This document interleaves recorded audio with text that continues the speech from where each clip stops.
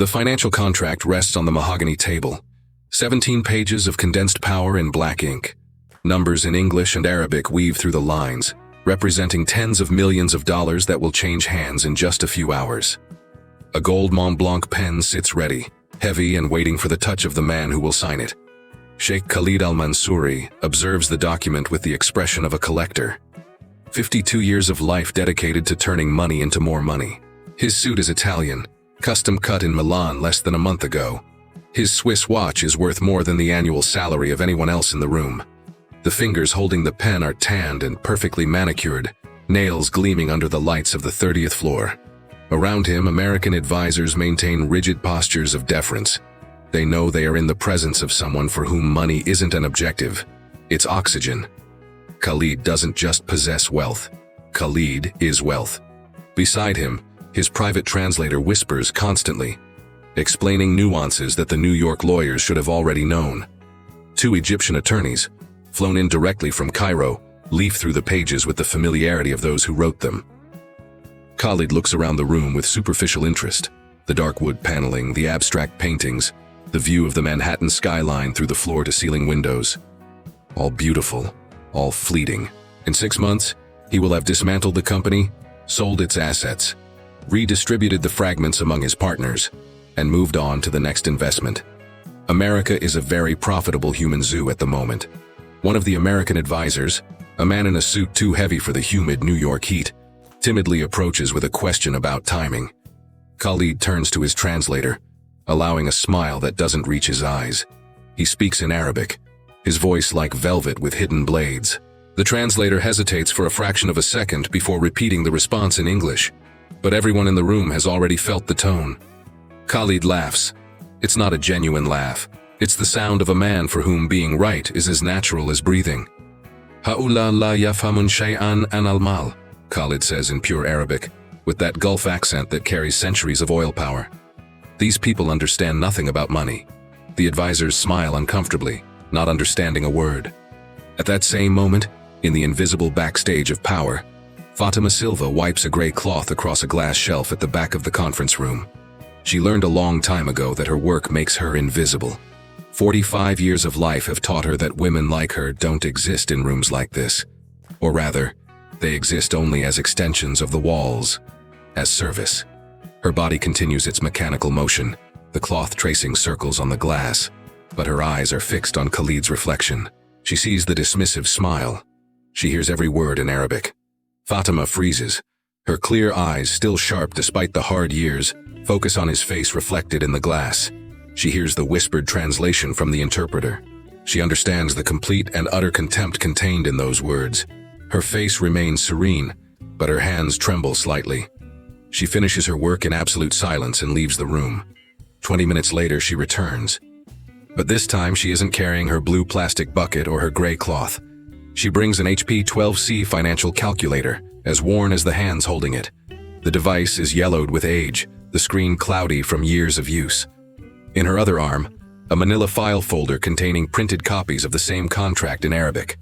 Some pages have pencil notes in the margins, calculations, circled dates, numbers marked with question marks. The entire room seems to take a sharp breath as she enters. Khalid is still holding the pen over the first page of the contract. His face registers initial confusion. Who is this woman?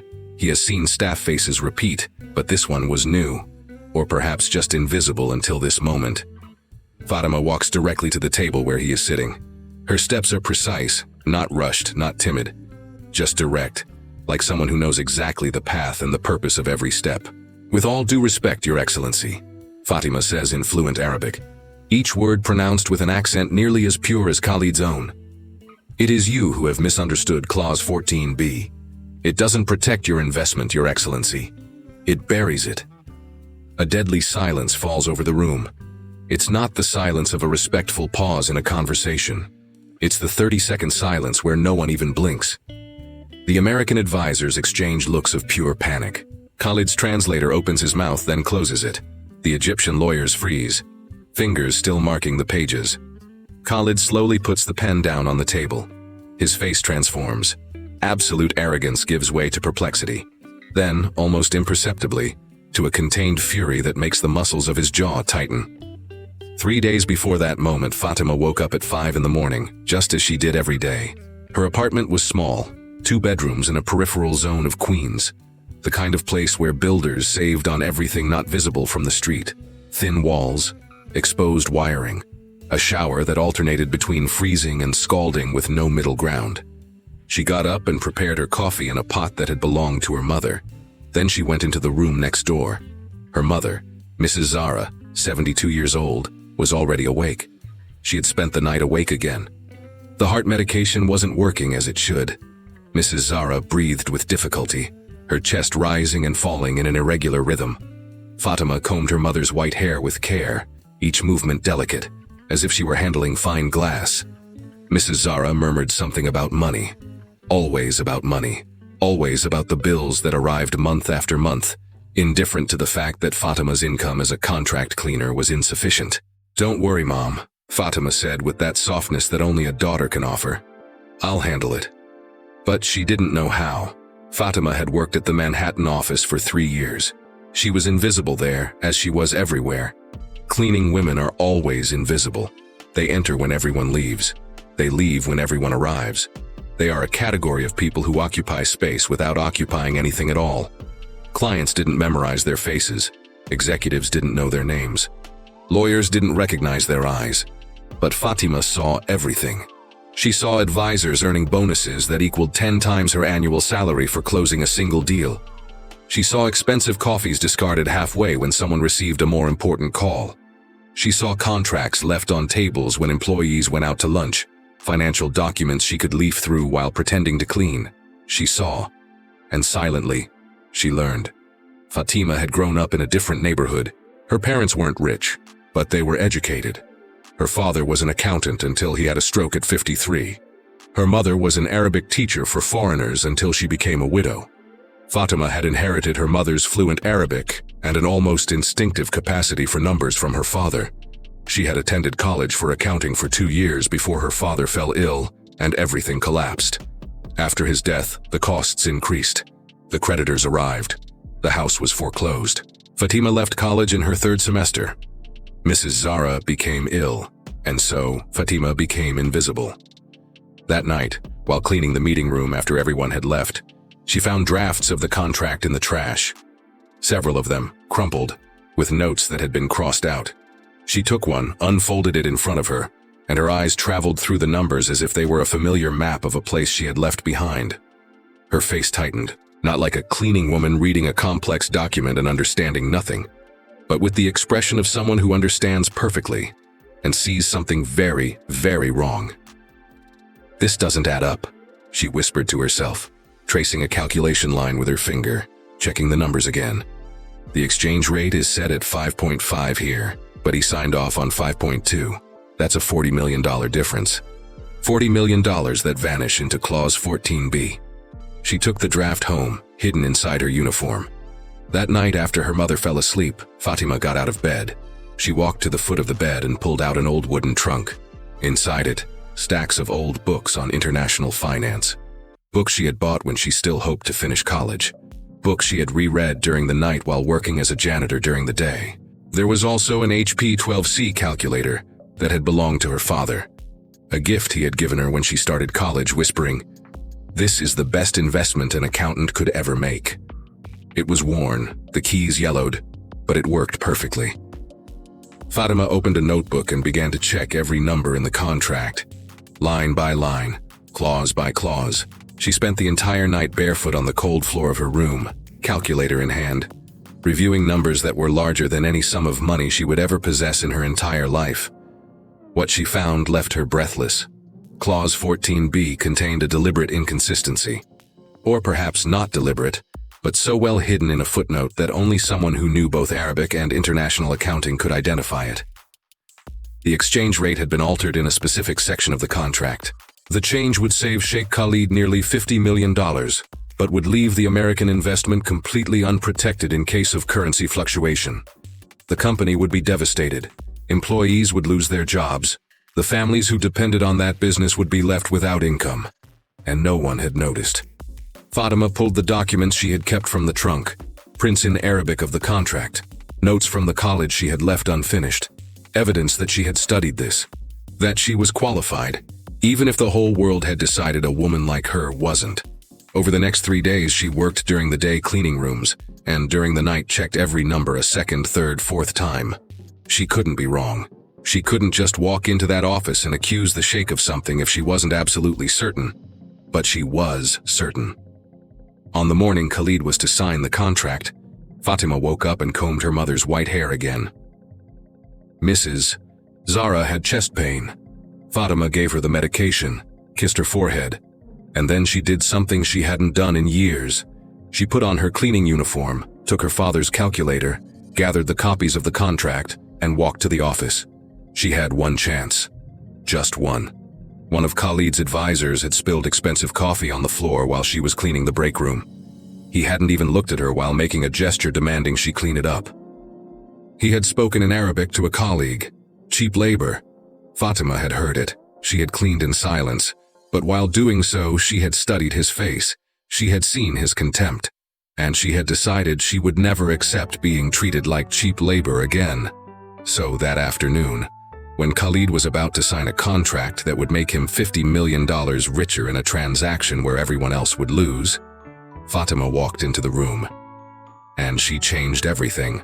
"With all due respect, Your Excellency," Fatima said in Arabic, her voice trembling slightly but her eyes as steady as iron. "It is you who have misunderstood Clause 14b. It doesn't protect your investment, Your Excellency. It buries it." The silence that followed was so deep that Fatima heard her own heart beating in her ears. She saw Khalid's face change, saw the fury begin to take hold of him, saw the realization that he had been challenged by someone he had considered invisible. It's revolting to see someone like Fatima, someone who works 12 hours a day to keep her mother alive, being treated like a disposable object while watching people like Khalid get rich through frauds that no one can identify, isn't it? If you also believe that justice should be done, like this video now to support Fatima in this lopsided fight against a man who sees the whole world as his subordinates.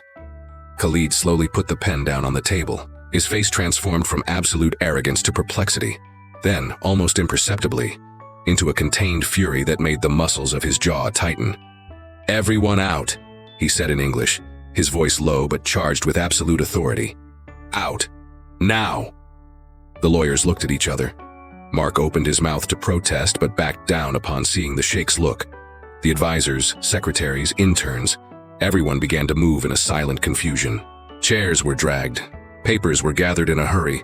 Furtive glances were cast toward Fatima, who remained motionless, with the calculator and the folder pressed against her chest. One by one, they left. The door closed with a soft click, and suddenly, Fatima was alone in the room with the most powerful man she had ever met in her life. The morning before the big signing day, the office hummed with a different energy. Coffee being served on silver trays, contained laughter in the hallways, expensive shoes echoing on the cold marble floor. The TVs in the hallway showed news about foreign investment in the United States.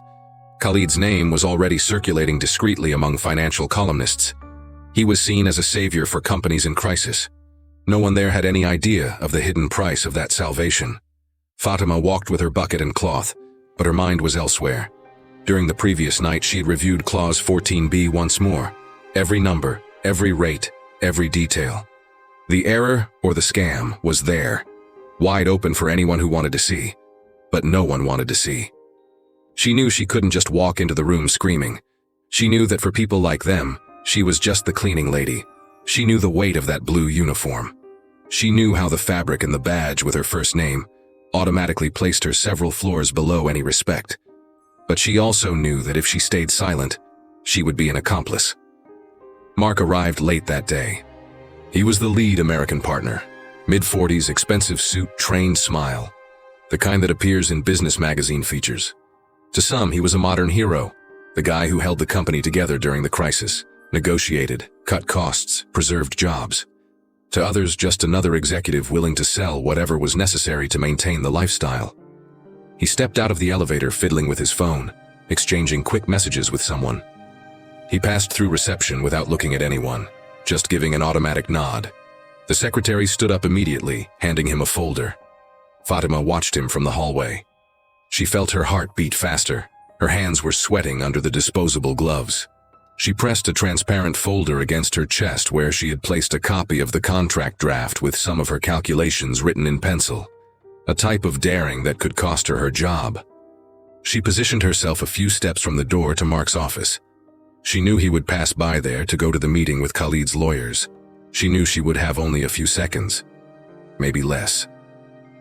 When he appeared in the hallway toward the office, she took a deep breath. "Mr. Sterling," she called, her voice low but firm enough to be heard. He passed 2 steps beyond. Then, as if the voice had come from a distant point, he turned his face. His eyes took a second to understand where that voice was coming from. When they realized it was from the cleaning woman, they slid over her like someone looking at a notice on the wall that doesn't concern them. "Yes? May I help you?"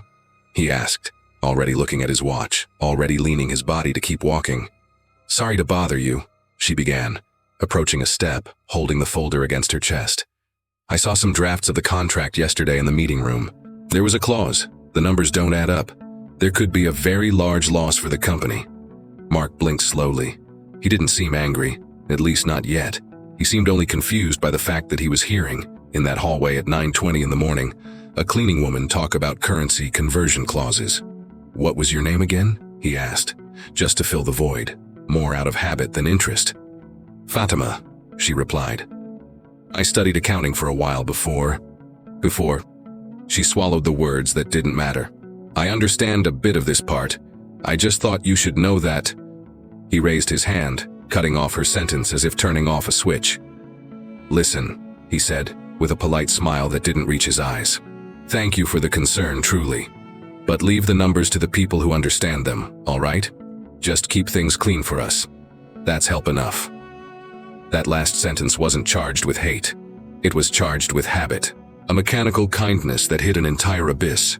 Mark gave a light tap on the folder she pressed against her chest, like someone touching something they don't intend to carry, and was already turning his back. She still tried, in desperation. "Mr. Sterling, it's serious. If you sign it like this, the company could—" He turned halfway without even stopping his walk. "Don't worry about it, Fatima. We have a battalion of lawyers looking at this contract. You're great at what you do. Just keep being great at the cleaning, okay?" And he was gone. She stood frozen in the hallway, the phrase echoing in her head. "You're great at the cleaning.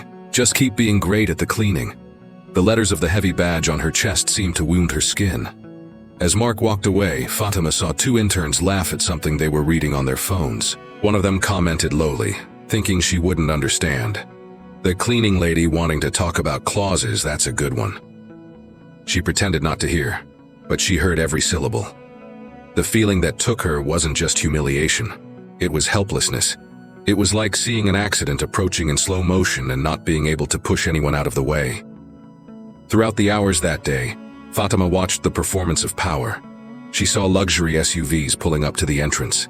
She saw men in suits hugging each other like old friends when, in reality, they treated each other like rivals. She saw trays of gourmet pastries circulating through reception, while in the staff kitchen, the coffee was already thin, made with what was left of the bag.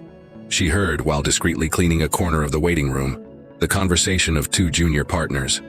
"With this guy from the Middle East, we solve everything. He'll inject the cash and we come out on top. Did you see the advance?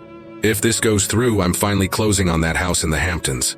No one there talked about employees. No one talked about families. No one talked about what would happen if one day the dollar decided to skyrocket. Later, near the end of the afternoon, as the office prepared for the big contract day, Fatima was in the break room washing some cups when she heard laughter from the hallway. It was Khalid's advisor, the same one who used to treat her as if she were part of the furniture. He was balancing a cup of imported espresso, as expensive as a day's wages for Fatima. He toyed with the dark liquid, making circles in the cup while talking to another man, also well-dressed. "This country," he was saying in Arabic, "is the best place in the world to invest. Cheap labor, cheap services, everything is cheap. You pay a little and you get obedience." He took another step, deliberately careless, and the coffee ran down the cup, dripping onto the floor, splashing the edge of his pants. He frowned, looked at the hem of the fabric and, without even taking a deep breath, turned his face, catching Fatima with the corner of his eye. He didn't say, "Please." He didn't say, "Can you clean this up?" He just pointed to the floor with a short flick of his chin, like someone calling a dog. Fatima turned off the faucet, took the cloth, and knelt down. As she wiped the expensive spilled coffee from the cold floor, he continued in Arabic, talking to the other man. "See that? Cheap labor. There's always someone to clean up when you make a mistake. You just don't have to look too closely." The two of them laughed. He was certain she didn't understand a word. She understood everyone. Her face remained serene, but inside, something was tearing. It wasn't empty pride. It was her dignity that was bleeding. The dignity of a woman who knew she could have been sitting at the table, discussing exchange rates, but who had been pushed to the side of the broom. That night, when she got home, her mother was coughing more than usual. Her skin was paler. Fatima prepared the tea, gave the medicine, adjusted the pillows. But while doing all that, her head was back in the hallway. At the "leave the numbers to the people who understand," at the cheap labor. She went back to the trunk under the bed, back to the books, the calculator, the contract. This time she didn't just review Clause 14b. She reviewed the entire document, looking for any other hidden trap. She found contradictory footnotes, dates that didn't match, terms that favored only one side. The more she read, the clearer the picture became. That wasn't just a bad deal. It was a surrender, a selling of the soul. The next morning, the office dawned even more polished. Armchairs aligned, crystal glasses gleaming, the discreet scent of expensive perfume in the air. It was the day of the signing, the day when, for many there, salvation would arrive. Fatima walked through the hallways with calculated movements. Her eyes noticed everything. Mark's inflated posture, the spark in the eyes of the minor partners, the relaxed and superior stance of Khalid, who seemed to be strolling through a territory that already belonged to him. When he arrived at the main meeting room, accompanied by his entourage, everything seemed to stop for a few seconds. It was as if a king had entered a ballroom. He greeted some Americans with a protocol smile. Some of them tried to say "welcome" in English. Others risked a poorly pronounced "salam alaikum." Khalid always responded with the same expression, a half smile that showed neither joy nor respect, just certainty. Fatima was at the back of the room, discreetly cleaning a shelf as always. She heard when the translator explained some joke to one of the lawyers. She heard when one of the partners said in English, "With a man like this on our side, who can stop us?" And then she heard what shouldn't have been heard. Khalid, irritated with the delay of a document, turned to his translator and said in Arabic, with that tone of disdain that doesn't need translation, "These people understand nothing about money." He laughed, a short, dry laugh. The American advisors, not understanding, smiled too. They smiled because they thought it was a joke. They smiled because they were polite. They smiled because no one wants to be the only one in the room who doesn't find it funny. But one person in the room understood. Fatima felt her stomach tighten, felt a heat rise up her neck. It wasn't just the insult. It was the confirmation of everything she already knew about that man, about that contract, about that game. In that instant, it stopped being just a financial matter. It became personal. The professional dignity she had buried years ago, along with the dream of finishing college, rose up from a deep place within her. Not with screams, not with hysterical rage, with a firm, solid, dangerous stillness. She left the room almost without being noticed. She went through the hallway, entered the small room where she kept her belongings, opened the locker, and pulled out the old HP 12C calculator and the folder with the copy of the contract and her notes in Arabic. She knew that could be seen as insubordination. She knew that if someone wanted to, they could accuse her of taking confidential documents home. She knew that in any power game, she would lose. But she also knew she couldn't stand to watch that signing in silence. When she returned to the meeting room, the air seemed heavier. She was no longer carrying the bucket or the cloth, just the calculator and the folder. Her steps made a different sound on the floor. They weren't the hurried steps of a cleaning woman trying not to call attention. They were conscious, rhythmic steps, like someone walking toward a destiny they could no longer avoid.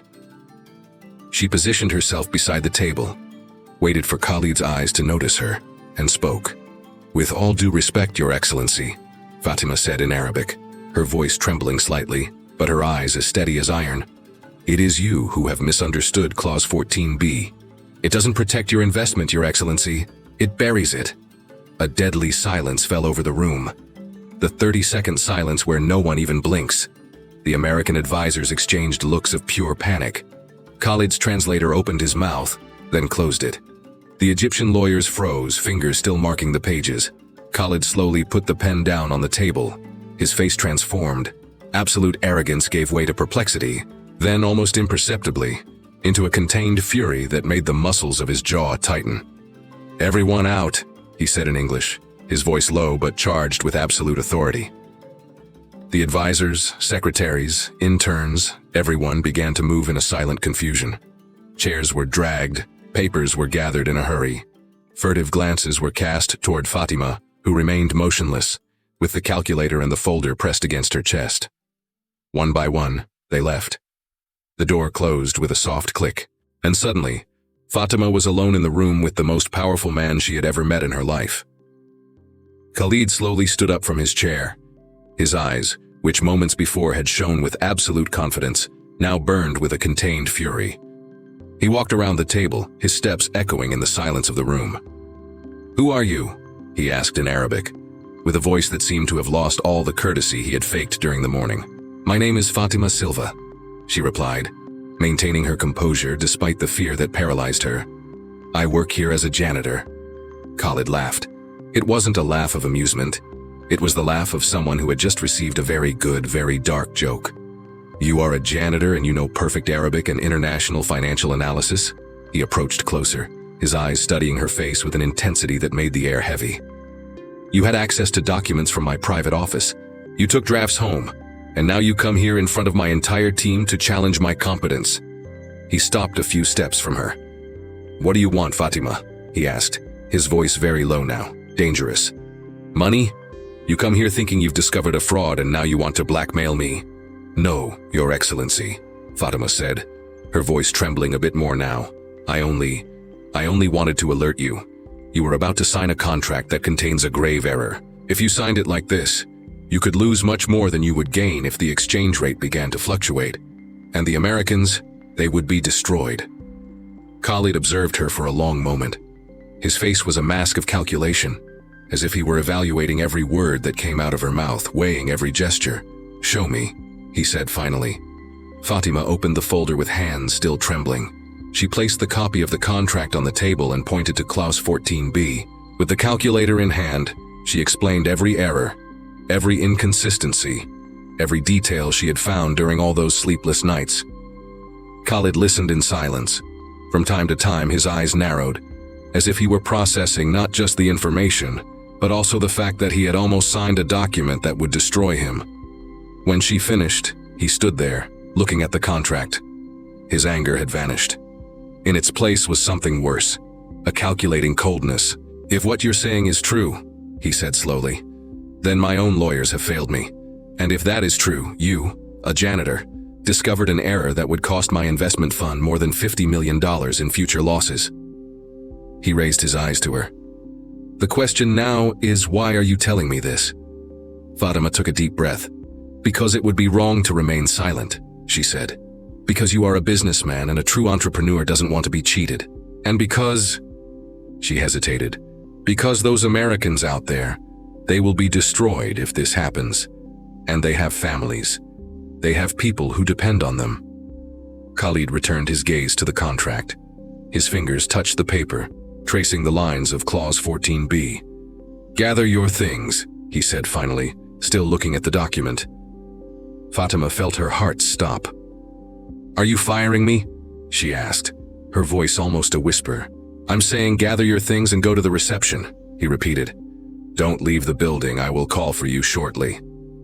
She left the room in silence, not knowing if she had just saved those men, or if she had just signed her own professional death warrant.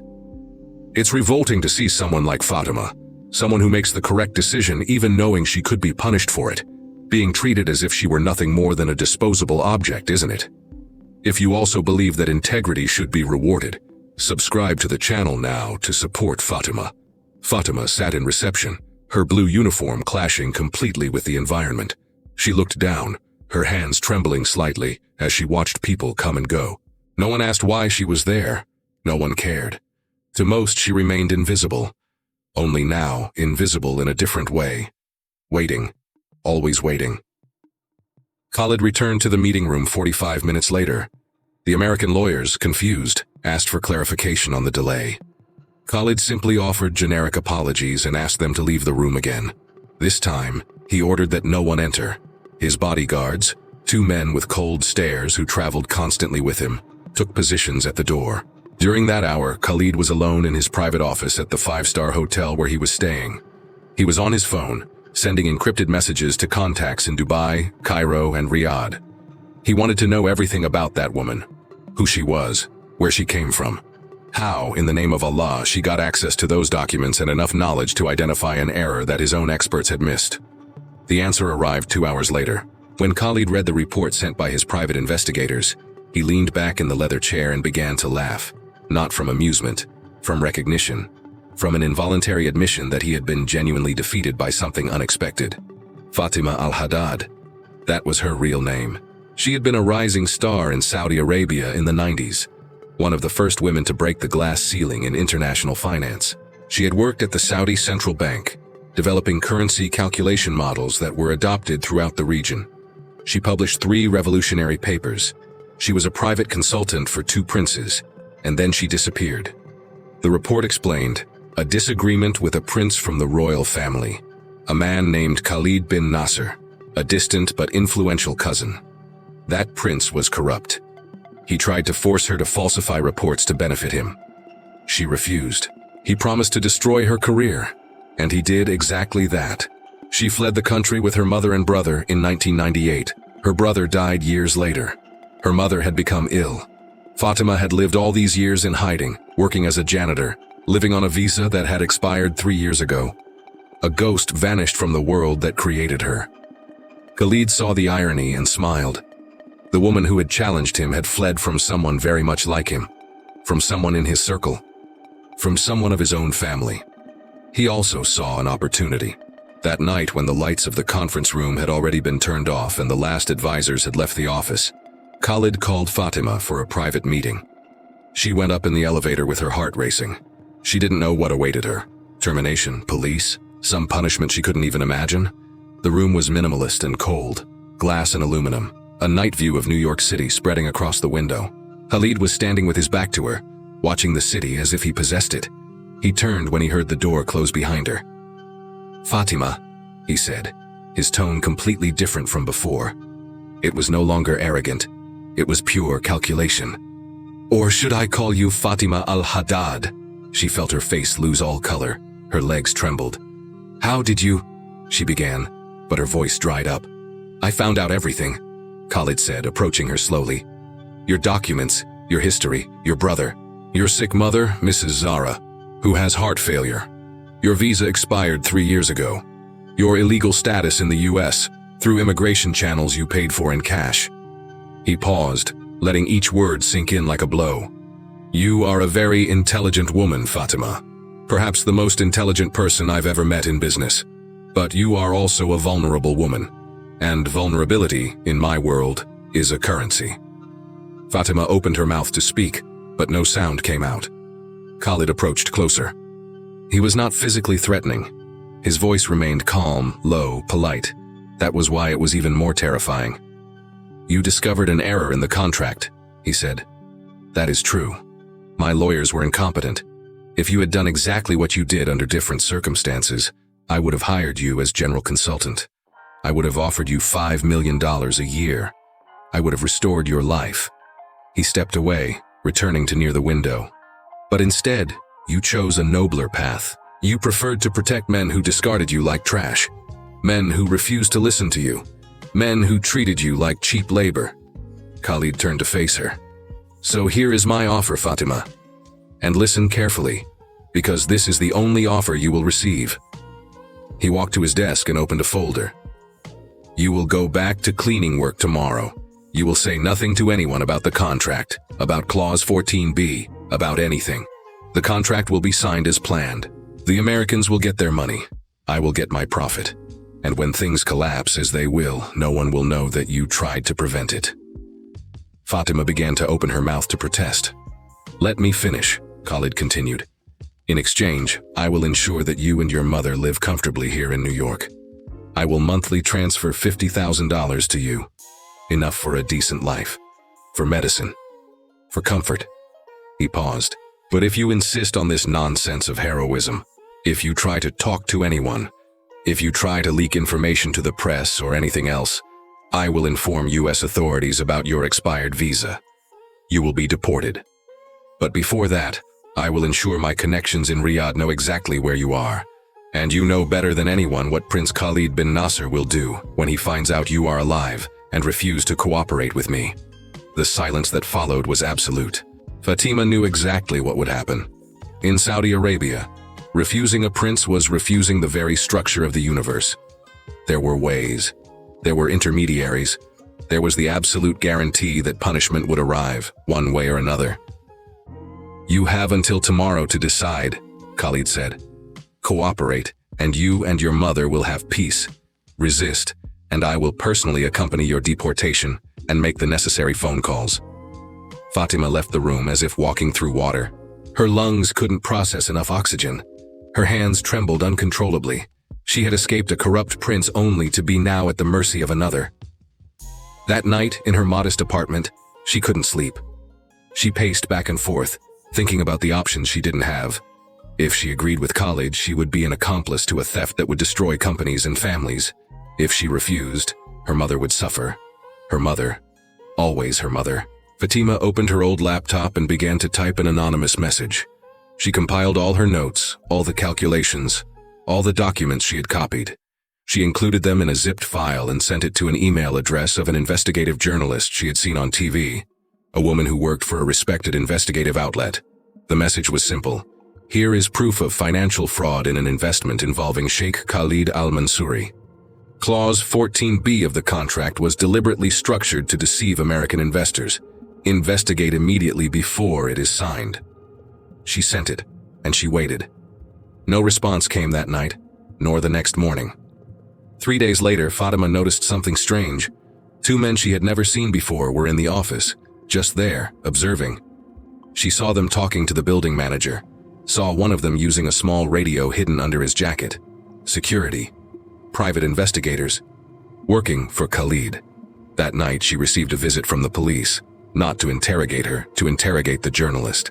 Something had led the police to suspect that she was receiving confidential information about international business. Private investigators hired by interested parties had provided information suggesting that private documents were being leaked. Khalid's message was clear and terrifying. She was being watched. Any attempt at an alert, any communication beyond total isolation would be detected. Fatima understood. She had lost completely. On the night before the moment she would finally agree to Khalid's offer, her mother began to cough blood. Mrs. Zara woke up with intense chest pain. Her breathing became erratic. Fatima rushed her to the ER of the nearest hospital, but when they arrived, the doctor simply shook her head. She needs an urgent catheterization, the doctor said in a tone that left no room for hope without money. It's an expensive surgery, beyond the reach of public assistance. We'll need at least $50,000 just to start. $50,000. Fatima had nothing. No resources, no options, no choice. That same night, she returned to her apartment, carrying the desperation of one who saw death approaching someone she loved and was completely helpless to prevent it. She opened the apartment door. There was a white envelope on the floor, thick, heavy. Her hands trembled as she opened it. Inside was $50,000 in crisp new bills. Exactly the amount she needed. Exactly at the moment she needed it. There was no note, no signature, no explanation other than the crystal clarity of a message. Khalid knew exactly what she needed. Khalid could provide. Khalid controlled everything. It's revolting to see someone placed in a situation where doing the right thing means sacrificing everything they love, isn't it? If you also believe that people like Fatima deserve better than to be exploited by men like Khalid, like this video now to support Fatima. Fatima sat on the living room floor of her apartment, the money in her hands, and began to cry. She had thought she had escaped, had thought that leaving Saudi Arabia meant freedom. But here she was, years later, still trapped in the same snare, still choosing between her integrity and her mother's life, still invisible. Because now she understood a truth that Khalid had always understood. Vulnerability isn't weakness. It's a bargaining chip. And people like her, women like her, would never have a real choice. They would have only illusions of choice while men like Khalid pulled the strings behind the curtains. She took the money and went back to the hospital. Her mother survived the catheterization. for now. But Fatima hadn't won. She had only prolonged the defeat. She had traded her soul for the heart that still beat in Mrs. Zara. And somewhere that night, Khalid smiled, because he knew he had conquered more than a contract. He had conquered a woman. He had turned an obstacle into an asset. Fatima spent the next days in a state of numbness. She worked, she cleaned, she pretended to be invisible again. But now it was an invisibility that suffocated her, because she knew exactly the price she was paying for it. Her mother recovered slowly in the hospital. The medication was working. The surgery had been a success. Mrs. Zara still had time, thanks to the money, thanks to Khalid, thanks to the chain he had placed around her neck. But Fatima couldn't stay still, couldn't accept it. That night, after visiting her mother, she returned to the apartment and opened the trunk under the bed. She took the HP-12C calculator, took her notebooks, and began to do what she should have done from the start: a full forensic analysis, not just of Clause 14B, of the whole contract, of every line, every subscription, every footnote. She spent the entire night barefoot on the cold floor, her fingers dancing over the worn keys of her father's calculator, her eyes tracing numbers that began to reveal a pattern. It wasn't an error. It was an orchestra. First, she saw the derivative structure, a complex financial instrument that used currency hedging as cover, but with an activation threshold defined in a very specific way. If the dollar fluctuated beyond a certain point, something that was absolutely possible in any moderate currency crisis, the contract activated. When it activated, it didn't just protect Khalid, it automatically transferred the assets of the American company to a foreign holding, a holding registered in Dubai, with multiple layers of legal protection. Fatima began to track that holding. She used methods that weren't exactly legal, accessing databases that her old education had taught her how to navigate. She went through records, powers of attorney, digitized signatures. Hours became nights. Nights became dawns. And then she saw it. At the bottom of a corporate trust, buried among 7 layers of nominal ownership, there was a signature, a name, a seal. Prince Youssef bin Hassan Al Saud. Her heart stopped. She knew that name, knew that seal, knew that man because he had turned her life into ruins. Prince Youssef had been her superior at the Saudi Central Bank. He had pressured her to falsify financial reports to benefit him in private transactions. When she refused, he accused her of professional incompetence. He ensured her career ended. He made sure she couldn't get a job in any financial institution in the Middle East or North Africa. He had destroyed her. And then she had disappeared. Fatima leafed through all her old documents. Images of official seals she had kept in her personal archives. She compared them with the digitized signatures she had found. It was the same person. But now she understood the entire structure. Prince Youssef wasn't just a thief. He was a strategist. He had been observing Mark Sterling, the American partner, for years. Mark had, at some point in the past, humiliated the prince in a negotiation. Fatima wasn't sure of the details, but the prince wasn't the type of man who forgot humiliation. So he planned, patiently, using intermediaries, using men like Khalid who were ambitious enough to become puppets. The contract wasn't a genuine investment. It was a trap. One of the most brilliant Fatima had ever seen, and she had seen it because she had been raised by a mind that thought like hers. Khalid didn't know that Fatima would have this tracking capacity. He had only known she would see the error, that she would denounce it.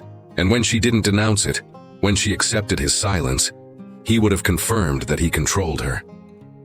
But Khalid had made a mistake. He had underestimated her own importance in the equation.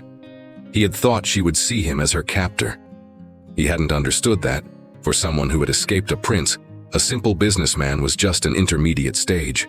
Fatima saw the truth now. Khalid had offered her silence and security, but what he had really done was test her integrity. He had expected her to surrender, and when she seemed to surrender, he had smiled satisfied, never imagining she would have the patience and intelligence to track back to the origin of the scam. He never imagined she would have the courage to do something with that information. Fatima sat on the floor of her apartment, surrounded by documents, calculations, images of official seals. She saw her own face in the dark glass of the laptop. A woman who had tried to be honest, who had tried to do the right thing, who had been punished for it, who had accepted silence only to find a way through it. She saw also who she had been. financial engineer, specialist. A woman who understood systems of power because she had studied their patterns. And she saw who she could be again. 3 days later, Khalid sent a messenger, a discreet driver who knocked on her apartment door, handing over an envelope. Inside was an address, a time, a simple message. "I would like to thank you for your cooperation. In person." Fatima put the envelope in her purse. She visited her mother in the hospital, holding her hand while Mrs. Zara slept. Then she headed to the address. It was a private parking garage under a high-end commercial building. A black car with tinted windows awaited her. As Fatima approached, the rear door opened. Khalid was sitting in the back seat, wearing a different suit but with the same expression of someone who had conquered the world. "Fatima," he said, his tone laden with satisfaction. "Get in." She got in. The door closed. The car began to move slowly through the city. Khalid leaned back in the leather seat, observing her like a collector observes a new piece. "You accepted my offer," he said. "That makes you even more valuable to me than you already were. A specialist who knows when to surrender is rarer than a specialist who never surrenders." Fatima looked at him. Her eyes were cold and clear. "I saw Prince Yusef's signature at the bottom of the trust," she said calmly. "He still uses that ugly seal." Khalid's smile vanished instantly. He leaned forward, his voice becoming very quiet. "What are you saying?" he asked. "I'm saying I've seen this pattern before," Fatima replied. "I'm saying you aren't working for yourself. I'm saying this scam has his signature on every page, and I'm saying I know exactly who he is." Khalid stared at her for a long time. "You tracked the origin," he said finally. It wasn't a question. It was a statement. "Yes," Fatima replied. "And you come here, in this car, knowing you could vanish from the face of the earth at any moment to tell me this?" Khalid asked, his voice containing a tone of involuntary admiration. "Why?" Fatima took a deep breath. "Because you tested my integrity and thought I had failed," she said. "You offered silence and security and thought you had broken me, but that wasn't about you winning. It was about me discovering myself." She leaned forward, her eyes meeting his. "That prince destroyed my career because I refused to be dishonest. You tried to buy my silence because you thought I had learned to accept dishonesty. But what both of you didn't understand is that some people, even after everything, cannot be corrupted. Not because they are noble, because that is simply who they are." Khalid pulled away from her. "If you talk about this with anyone," he said, his voice returning to its previous tone of threat, "your mother and you vanish." "I know," Fatima replied, "and that is why you are nervous now. Because you understood that someone who was honest enough to refuse your money is someone who is honest enough to be willing to accept the consequences of the truth." The silence in the car became heavy. "What do you want?" Khalid finally asked. Fatima didn't answer immediately. She looked out the car window as it passed through the streets of New York, the city that had become her refuge, even if reluctantly. "I want the contract annulled," she said. "I want you to give up this operation. I want you to vanish from Mark Sterling's life and from his partners." Khalid began to laugh. It wasn't a genuine laugh. It was the laugh of someone who understood he was listening to the demands of a woman who had absolutely no real power. "And if I refuse?" he asked. "Then I go to the press," Fatima said. "Not with suppositions, with documents, with tracking, with proof that Prince Yusef Al Saud is using you as a proxy for a scam that violates laws both here and in Saudi Arabia. I will expose the origin of the money, the holding structures, every layer of the fraud." She breathed. "You can kill me," she continued. "You can deport my mother. You can do all the things you threatened. But that would only prove the story is true. Because people who have something to hide don't kill people who talk about unimportant things. They kill people who talk about truths that destroy empires." Khalid remained silent. "And there is something more," Fatima added. "I discovered all this. You know I discovered it. If you kill me, there will be documentation. There will be records I left in several secure places. If you deport me, there will be questions about why Sheikh Khalid was so anxious to get rid of a janitor who had alerted him to a contract error." She leaned back in the seat. "You are trapped in a game that the prince started," she said. "But now you have a third player who isn't willing to lose again." Khalid looked out the car window, his face a mask of calculation. "And if I simply say you're lying?" he asked.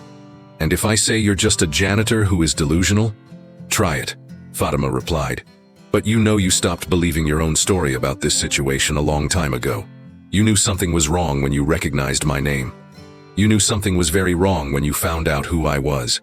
And you know now, while we are in this car, that you are talking to someone who has defeated you intellectually from the first moment. Khalid stared at her. You are a dangerous woman, Fatima, he said. No, she replied. I am just an honest woman in a world of dishonest men. That is what makes me dangerous. The car stopped at a light. Khalid took a deep breath. If I do what you ask, he said slowly, the prince will want to know why. He will want my head. Maybe, Fatima replied. Or maybe he will understand that having this plan exposed and stopped before its execution is better than having it exposed after, when the international media has already buried you both. Politics is about winning. You didn't win this round, but you can avoid losing completely. The light turned green. The car continued moving. You will give yourself a chance, Khalid continued, to vanish, to take your mother far away, to start over somewhere where my arm reaches less. No, Fatima replied. I'm staying. I'm going to work. I'm going to clean rooms until my mother recovers completely. And then, when she's well, I'm going to find a lawyer, and I'm going to sue the company for years of exploitation and gender discrimination regarding contractors. And I'm going to use every cent of the lawsuit to fund my own consulting business. And I'm going to do it right here in New York, right under your nose, as a permanent monument to the fact that you did not control me. Khalid laughed, a real laugh this time. You are impossible, he said. No, Fatima replied. I am just someone who finally understood that invulnerability isn't the goal. Integrity is. And integrity means you are willing to be vulnerable because you know who you are. The car stopped in front of her apartment. Khalid turned to her. You have 3 days, he said. I will annul the contract. I will tell the prince the operation was compromised. He will be unhappy, but he will be alive, free, and still rich. Sometimes in the lives of men like us, that is enough. Fatima opened the car door. Thank you, she said. Don't thank me, Khalid replied. You didn't win because you were stronger. You won because you were more honest than I expected anyone could be in the 21st century. That doesn't make you better. It just makes you different. Fatima stepped out of the car. When she turned, Khalid was observing her through the open window. One last thing, he said. You should never have accepted that money for your mother. You should have let her die. You're right, Fatima replied. I should have, but I didn't. And that is why I am still human. That is why you cannot be. The car drove away. And for the first time in years, Fatima breathed the New York air as someone who had finally recovered her own life. This story taught us that integrity is the only currency that cannot be forged. If you believe that people like Fatima deserve to have their stories told, subscribe to the channel to become part of our family. Because stories like this, stories of women who refuse to be invisible, who refuse to be corrupted, are stories the world needs to hear. The 3 days that followed were the tensest of Fatima's life. She continued working as a janitor, her hands wiping surfaces that now represented a power game that transcended the physical. Her mother remained hospitalized, improving day by day. The medicine was working. The numbers on the heart monitor were more and more regular. But Fatima didn't sleep. She waited, obsessively checked her phone, watched the press for any news about Khalid or about the annulment of the contract. On the 3rd day, her phone rang. It was a call from an unknown number. When she answered, she heard Khalid's voice. Meet me in 2 hours, he said. The same place, the same car. The call disconnected. Fatima followed the instructions, went down to the private parking garage, got into the black car. This time, Khalid was not alone. There were 2 lawyers beside him, both with leather briefcases. You won, Khalid said without flourish. I annulled the contract. I sent correspondence to the American partners claiming changes in market conditions. They are confused, but alive. You got what you wanted. No, Fatima replied in Arabic, with a tone that was professional to professional. Not yet. The lawyers exchanged looks. What else do you want? Khalid asked, his patience clearly running out. Fatima took a deep breath. You are going to give me a certified copy of the whole scheme, she said, still in Arabic, her voice firm. Every document, every signature, every piece of evidence that Prince Youssef initiated this operation. And you will agree to testify anonymously to the American financial authorities, about the structure of the scam, and about who the real beneficiary was. A dense silence filled the car. In exchange, Fatima continued, I will adjust the analysis that you know I possess. I will frame it in a way that points only to the prince as the incompetent investor he is. You will come out of this with your financial share clean and your reputation intact. Only your client will vanish in a legal storm. Khalid observed her. And if I refuse, he asked, then I send the full analysis to the Dubai Financial Ethics Council, to Interpol, and to every regulatory agency that knows my name and knows I'm capable of decoding financial structures that men like you built to seem impenetrable. Fatima replied, They will recognize my name, Khalid. Fatima al-Haddad. The woman who disappeared in 1998 because she refused to be corrupt. Khalid turned to one of his lawyers and whispered something in Arabic. Fatima heard every word. When Khalid turned back to her, his face had changed. You're offering a deal, he said slowly. I'm offering you a chance to come out of this with dignity, Fatima replied. Something the prince never offered anyone. Something you never offered me. But since you are smarter than him, I expect you to accept. An hour later, Fatima left the car with a heavy folder containing certified copies of every document, every signature, every piece of evidence. Khalid had agreed. Not just agreed. He had done more. He had provided names of contacts at the authorities, had indicated which agencies investigated operations of Saudi princes, had essentially handed Fatima the keys to destroy Prince Youssef without Khalid vanishing completely in the process. Fatima knew why. Because Khalid, despite everything, was a businessman. And a businessman knows that between being destroyed completely and being merely stained, the choice is obvious. The coming months were a slow and systematic orchestra. Fatima contacted American financial authorities, not in person, through a lawyer she hired with part of the money Khalid had given her. A lawyer who understood how to move information through official channels without leaving fingerprints. The investigation began in silence. Investigators studied the documents, verified signatures, tracked holdings, identified Prince Youssef as the architect of the scheme. 3 months later, the freezes began. The prince's assets in American accounts were frozen. The transfers he had planned to make were blocked. International banks, once alerted, began their own investigations. The funds in Dubai were frozen. The operations in Switzerland were paused. Prince Youssef discovered he was the target of an international investigation, that his schemes were being dismantled, that his financial structures, so carefully built over years, were collapsing like a house of cards. He tried to negotiate, tried to use his political power, but the machine was in motion now, and international machines once started don't stop easily. Khalid, who had testified anonymously, vanished from financial circles. He kept his funds. His reputation was only slightly stained. In certain circles, his willingness to collaborate with authorities made him trustworthy. In others, it made him a traitor. In most, it just made him invisible. Meanwhile, Mark Sterling and his partners received a discreet notice. A call from a federal investigator explaining that the contract they were about to sign had been structured to deceive them, that they had narrowly escaped a massive fraud. Mark turned white when he understood the implications. His partners were in a panic. They immediately hired new lawyers, renegotiated carefully, and in their deep embarrassment, they realized they needed to thank that woman they had ignored in the hallway. Fatima received a call from Mark. His voice was humble. She had rarely heard him that way. Fatima, he said without any of his previous airs, we didn't believe you. We want to make this right. She could have refused, could have let the embarrassment settle in. But Fatima was not made of rancor. She was made of pragmatism. I don't want the position, she said when they offered the board seat. I don't want to be an executive of the company. I don't want to be in your offices if it's only because now you see me as someone who saves companies. What do you want? Mark asked. I want a consultancy, Fatima replied. A full analysis, generously paid, based on a single transaction. You hire me for this special job. I analyze your new contract, ensure there are no traps. I receive a significant sum, and after that, we don't see each other again. Mark knew how to recognize when he was losing a negotiation. He agreed.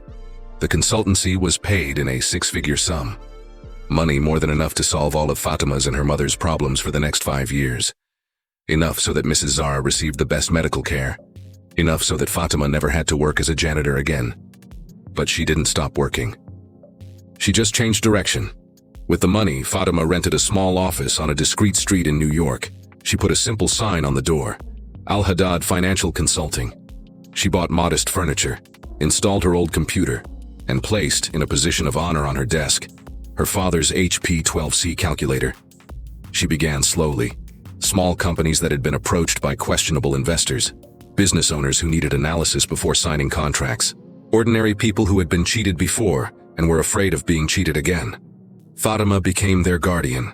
Every contract she analyzed came with a detailed report. Every potential fraud she identified was explained in simple language. Every client who worked with her left not only safe but educated. Word spread, slowly at first, then faster. 6 months after she opened her consultancy, Fatima had become known among the small and medium business owners of New York, not as the woman who had saved a large company, but as the woman who saved companies the size she could have had if life had been fairer. A year later, during an awards ceremony for business ethics professionals, the name Fatima Al-Haddad was called. She received an award for her innovative consultancy and her ethical standards. Because while she worked, she would never charge small companies more for analyses that could save them from financial theft. Because she would refuse clients who wanted to use her expertise for questionable activities. Because she regularly published articles on how to recognize financial fraud structures, making education accessible to those who couldn't pay for professional analysis. That same night in his apartment, Khalid saw the report on Fatima receiving the award. He saw her go up on stage, saw her receive the trophy, saw her speak about integrity and the importance of financial ethics in times of corruption. Khalid turned off the TV. He was still rich, but he was a scorched rich man. The investment circles he frequented now whispered about him. No one formally accused him of anything, but everyone knew there was something. Everyone knew something had gone wrong in an operation that should have been perfect. Khalid would remain rich until his death, but he would never again have the innocence of believing that money was enough to buy everything. Meanwhile, in her small office in New York, Fatima looked at the reports about the imminent arrest of Prince Youssef. Authorities had finally gathered enough proof. There had been discreet diplomatic negotiations. The prince had lost his position. His funds would be confiscated. His family had distanced themselves from him. Fatima felt no joy in this, felt no revenge, just a deep sense that the universe, at last, had done what it should have done 25 years ago. Her phone rang.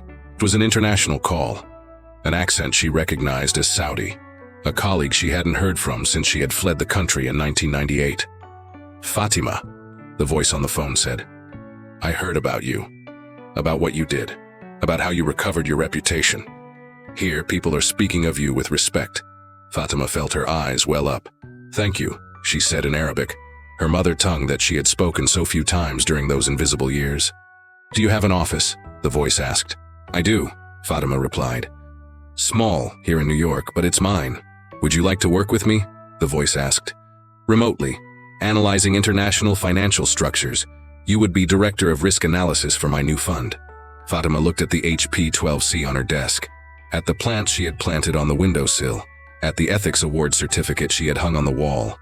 "I'll think about it," she said, "and I'll call you back." She hung up the phone. Fatima opened her calendar and saw her next appointments.